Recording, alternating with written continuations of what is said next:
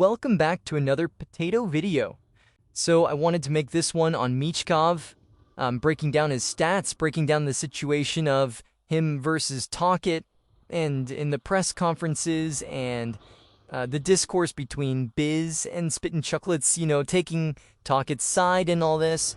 So starting off with last summer, break down how this kind of went and into the statistics, and I'll give my opinion on it all.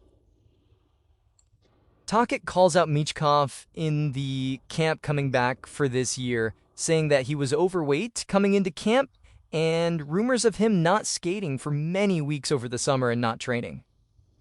So you don't want to hear this as a player, obviously. But should the coach and people within the organization be spilling this information? Also probably not. So Biz Spitten chiclets, Bino being the biggest hockey podcast out there, they make discussions on this and talk about this whole situation without probably knowing it. They probably just heard it from Tocchet's side, and that blew it up way more than it even was before. So we get into this year. Tocchet plays Michkov a lot less this year than last year, and fans have been mad throughout the entire season, wanting him to get more ice time. Biz has been publicly backing the coach's decisions while not watching their games or even diving into any numbers as an argument. It's just been blindly taking the coach's back. And Bees and Flyers fans have been going back and forth, specifically on Twitter, all season long. Non-stop. For some reason, he keeps engaging on this topic, even though he would probably be taking the player's side in all other cases, except this time he's friends with the coach and is obviously taking the coach's side. So I think, he should probably not be getting into it. I don't know why he wants to get into it this hard, but he's still going, and it's still dragging on. So Tocchet even came out a few times in media, even recently enough, talking about Michkov, which he should just be trying to bury the whole situation behind it. It doesn't make him look good, doesn't make his star young superstar forward look good. It just makes everything look awful. It's very similar to how he was running the Vancouver Canucks. Everything was in the media and just non-stop drama.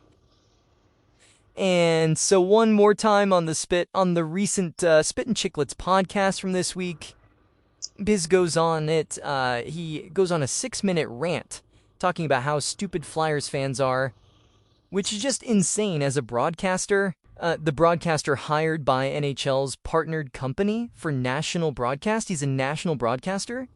Obviously, there's going to be some bias with every broadcaster, especially former player. But I mean, come on, that's so unprofessional, and that you can't treat the fans like that, and clumping the entire fan base together into it, just by the guys you're responding to on Twitter. But yeah, he's made it way bigger of a deal and needs to be out. At some points it's fun, engaging with fan bases, but this is just blown way out of proportion, and you're kind of, kissing people off and offending everyone into the same group, but I don't know. So, diving into the statistics here, he's obviously played some sheltered minutes, 52 D-zone starts out of 350 zone starts.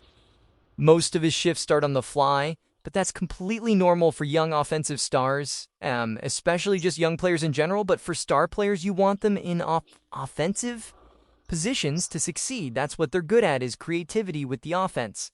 They haven't quite locked down defensively, and that's fine, but, he's putting him in a spot that, that's the way he should be used. When he's on the ice, his numbers that I'm going to break down, this is including the facts that when he is on the ice, his teammates struggle to score. They have a 9.9% shooting percent, and his goalies also struggle when he's on the ice too. They only save 88% of the shots. So, I mean, having his teammates not score or be unlucky with the chances, and also having his goalies either unlucky or just underperforming while he's on the ice, that's going to take down your numbers as well. Now you look at this PDO. This is a stat to track the luck. Now, he has a .985. The normal is a 1. Statistically, it would suggest he is also unlucky. High danger chances for 58%. That ranks 3rd on Flyers forwards. That's amazing. Expected goals percent, 55%. Really good. 4th on Flyers forwards. And his actual goals 4%, 50%, very even, plus minus. That ranks 6th on Flyers forwards, so it does show you that it drops a little, that based from the chances to the actual goals that go in because of Once and his teammates. Now, his most common line played on this year is with Brinks and Keats on the 3rd line. That's fine. I mean, they're putting him in offensive situations, but you'd like to see him get more at the time. And he's on the power play 2 all year. Like to see him get some knocks on power play 1. Now, Michkov's rookie season, 63 points. That was the most for a Flyers rookie since the Lindros. Obviously, there's tons of potential, and this is why Flyers fans are so heavily interested on seeing him get ice time. His ice time went from 16:41 minutes last year to 14:33 under Tocchet. Unacceptable, really. Not training and taking the off-season seriously? Yes. Should Tocchet reward players who put in more effort with opportunity? Yes. Has Tocchet made all this worse himself and been very unprofessional bringing it all to the media? Absolutely yes. I'm sure Michkov regrets his decisions. I'm sure.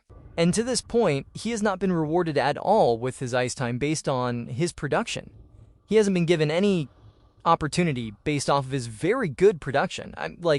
Mistakes can happen, but at this point, I'm sure he's in shape. I mean, it's halfway through the year, and he's been playing good. So, I mean, you look at Phil Kessel, he didn't train very hard, but if he's still producing, he should still be given the chances, right? Maybe not captain of the team, he should still be given chance. He's a young offensive player.